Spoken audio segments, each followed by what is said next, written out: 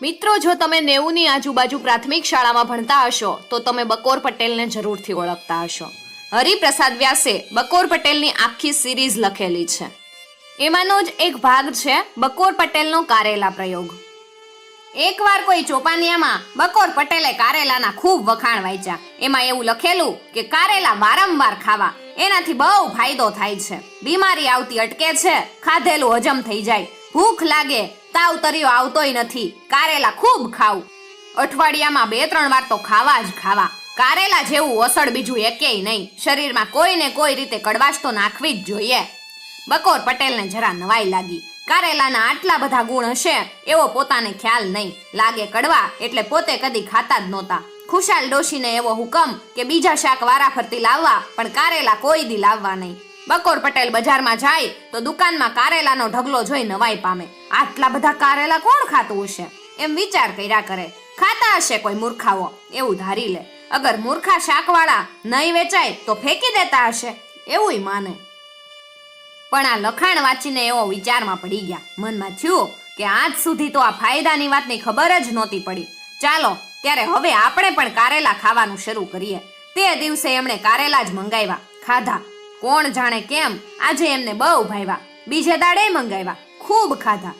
એમને એમ પટેલનો કારેલા ખાવાનો શોખ વધતો ગયો ને તેઓ જાણે કારેલા લટ્ટુ બની ગયા. મેથી વગેરે બીજી કડવી ચીજો પણ વધારે ને વધારે ખાય. એક દિવસ પટેલ ઓસરીમાં બેઠા હતા. એ વખતે ટપાલીએ ટપાલ નાખી. ટપાલ સાહેબ, ટપાલ. પટેલે તો પરબીડી ઉપાડી લીધું ને ફોડ્યું.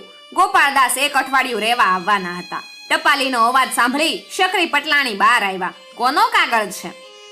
પૂનાથી ગોપાળદાસનો. ખુશી આનંદનો કે પછી પધારવાના છે તે વણમુરંબી? અઠવાડિયું આવવાના છે ત્યારે તો રોજ કઈ ને કઈ મીઠાઈ લાવવી પડશે. આજે શ્રીખંડ તો કાલે બાસુંદી, ત્રીજે દિવસે બરફી તો ચોથે દિવસે દૂધપાક. ગોપાળદાસને તો રોજ કાંઈક ને કાંઈક મિષ્ટાન તો જોઈએ જ છે ને. શકરી પટલાણીની વાત સાચી હતી. ગોપાળદાસ મીઠાઈના ભારે શોખીન. રોજે રોજ કાંઈક તો ગળ્યું જમવાની ટેવ. કઈ ના હોય તો છેવટે બજારમાંથી જલેબી તો મંગાવે. તેઓ બકોર પટેલને ત્યાં આવે ત્યારે પટેલ સમજી જ જાય કે શકરી પટલાણીને કઈ જ રાખે, રોજ ઘેર મિષ્ટાન બનાવે, અગર બજારમાંથી તૈયાર આણે. શકરી પટલાણીએ પૂછ્યું, ગોપાળદાસ ક્યારે આવવાના છે? કાલે. વાંધો નહીં, કાલે શ્રીખંડ બનાવશું. પરમ દિવસે ગુડી પડવો છે તે દિવસે કંસારને ઘી જમાડશું. પટેલ ચમકી ગયા. નહીં નહીં નહીં નહીં નહીં નહીં નહીં એ બોલ્યા. ગળપણ ફળફણ તો ઘરમાં જ ના જ જોવે. ગળપણથી જ તબિયતને નુકસાન થાય છે ને.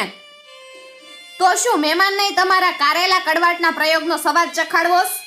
પટેલ તો સવાર સાંજ બંને વાર કારેલાનું શાક ભરપેટે ખાય. કારેલા મીઠું દઈને નીચોવા પણ દે નહીં. નીચોવ્યા વગરનું કારેલાનું શાક એટલે નરિયો કડવાટ. કોઈ વાર કારેલાના રવૈયા, દાળમાંય સમારેલા કારેલા અને ખાસ્સો ચમચો ભરીને કડવી મેથીનો વઘારાઈ. કોઈ વાર રીંગણ અને મેથીની ભાજીનું શાક. અથાણાની ઋતુમાં મેથીનું અથાણું ખાસ તૈયાર કરાવડાવેલું. ભોજન સાથે પણ તે ઉડાવે. શકરી પટલાણીએ શ્રીખંડની વાત કરી એટલે પટેલ બોલ્યા, ના ના ના ના ના, આ વખતે શ્રીખંડ બીખંડ કાંઈ નહીં, ગયું તો નહીં જ, એમને કારેલા જ ખવડાવશું. શકરી પટલાણી જરાક મૂંઝાયા, નરમાશથી બોલ્યા, આપણે પોતે ભલે કારેલા કડવાટના પ્રયોગ કરીએ પણ મહેમાનનું શું? મહેમાનને તો રીતસર જમાડવા જ પડે ને. પણ ગોપાળદાસ હવે મહેમાન કહેવાય જ નહીં, ઘરના માણસ ગણાય. તું ફિકર ના કરીશ, આપણે આપણું ખોટું નહીં દેખાય. દાસભાઈને કારેલા પ્રયોગના ફાયદા હું સમજાવીશ, જોજે તો ખરી. એ પણ મારી પેઠે કારેલા પ્રયોગ શરૂ ના કરી દે ને તો મને કહેજે. બકોર પટેલ જિદ્દી ભારે. એથી મહેમાનને કારેલા ખવડાવવાનો કાર્યક્રમ નક્કી થઈ ગયો. નક્કી કરેલ દિવસે ગોપાળદાસની સવારી આવી પહોંચી. ગોપાળદાસ અને બકોર પટેલ દીવાનખાનામાં ગોઠવાઈ ગયા. ખબર અંતર પૂછી પછી પટેલે વાત ઉપાડી, દાસભાઈ, હમણાંનું વજન તમે કરાવેલું? ના ભાઈ. કેમ? બહુ વધી ગયું લાગેસ. બહુ વજન સારું નહીં, છાતીને નુકસાન કરે. એમ? હા હા, તમારે બહુ સાવધ રહેવા જેવું છે. ગળપણ ખાવાનું બંધ કરો. ગળપણ બંધ કરું? હા, અને ગળપણનું મારણ શરૂ કરી ગયો. ગોપાળદાસ ગૂંચવાયા. એમણે પૂછ્યું, એ વળી શું? કડવો રસ. ગળપણનું મારણ, કડવાશ. મેં તો થોડા વખતથી કારેલા પ્રયોગ શરૂ કર્યો છે. હવે મને નખમાય રોગ નથી રહ્યો. કારેલા પ્રયોગ? હા, કારેલા ઉપર મારો રાખવો. તમે અત્યારે જમવા બેસો ત્યારે જોજો ને, સમજ પડી જાહે. ગોપાળદાસને થયું કે આ પણ કંઈક બકોર પટેલની નવી ધૂન હશે બધું વાજતે ગાજતે માંડવે આવશે ત્યારે સમજાહે. આમ વાતોમાં વખત વહી ગયો. જમવાનો વખત થયો. શકરી પટલાણીએ ભાણા પીરસ્યા. પછી બંને જણને રસોડામાં બોલાવ્યા. રસોડામાં જઈને બંને જણા પાટલે ગોઠવાયા. સામે જ પીરસેલા ભાણા હતા. અંદરની વાનગીઓ જોઈ ગોપાળદાસની તો આંખો પહોળી થઈ ગઈ. એમણે તો થાળી સામે ટીકીને જોયા કર્યું. પટેલે સમજ પાડવા માંડી. દાસભાઈ, આ છે કારેલાનું શાક. દાળમાં જે તરે છે ઈ કારેલા અને મેથી છે. મેથીની કડવાશ પણ બહુ ગુણકારી હો. એથી તો અમે મેથીનું અથાણું પણ નાખ્યું છે. આ પીરસું છે ને ઈ મેથીનું અથાણું. ચાખજો તો ખરા, બહુ કડવું નહીં લાગે. આ શું છે? એ રીંગણ અને મેથીની ભાજીનું શાક છે. ગોપાળદાસે રસોડામાં આમ તેમ જોયું. વધારામાં રોટલી અને ભાત જ હતા. શ્રીખંડ, બાસુંદી, બરફી, સૂતરફેણી, દૂધપાક, ઘારી, મગજ, મોહનથાળ વગેરે જે એમને ભાવે એ કાંઈ નહીં. જ્યારે પટેલને ત્યાં આવે ત્યારે આવી મીઠાઈ તો અચૂક હોય. આજે એવી એક પણ નહીં. આજે કારેલા જ કારેલા.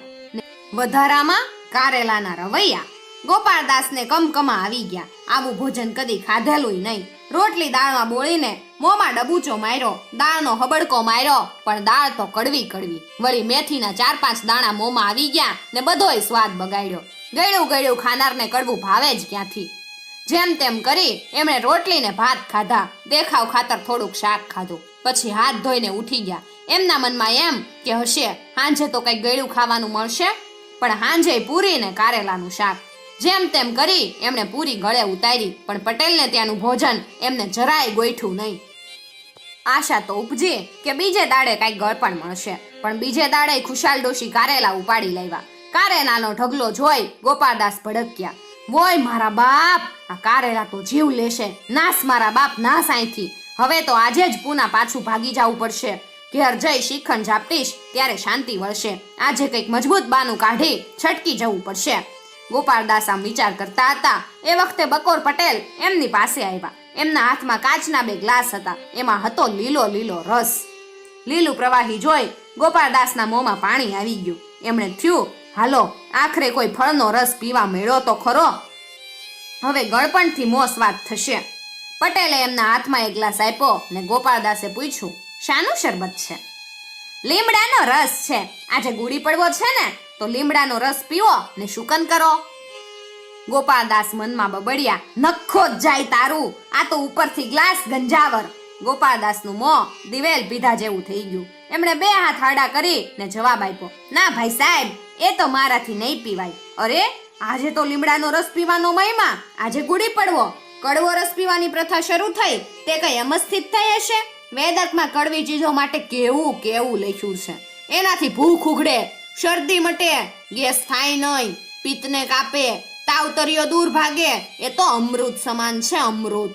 પણ ગોપાળદાસને તો ઉબકો આવી ગયો. એમણે રસ ના પીધો ને થોડી વારે અચાનક તાળી પાડીને બોલી ઉઠ્યા, પટેલ સાહેબ, મુદ્દાની વાત તો ભૂલી ગયો. કઈ? મારે ત્યાં કલકત્તાથી મહેમાન આવવાના છે. હું તો ભૂલી જ ગયો ને અહીંયા આવી ગયો. ગોપાળદાસે વાત જોડી કાઢી. પટેલે પૂછ્યું, ક્યારે આવવાના છે? કાલે સવારે. હમણાં જ નીકળવું પડશે મારે. ગોપાળદાસે જવાની તૈયારી કરી. પટેલ કે, પણ જમીને જાજો ને. ના, વખત જ ક્યાં છે, ફરી આવીશ ત્યારે જમીશ. ગોપાળદાસે કપડાં પહેર્યા. પછી બેગ લઈને તરત વિદાય થયા. ભાગ્યા. શકરી પટલાણી કહેવા લાગ્યા, તમે કઈ સમજ્યા શેઠિયાજી? હા, ખોટું બાનું કાઢ્યું લાગેસ. આ તો તમારા કારેલા પ્રયોગને હાથ જોડ્યા હોય નહીં. કડવો રસ્તો. શકરી પટલાણી ટપ રસોડે ભાગી ગયા.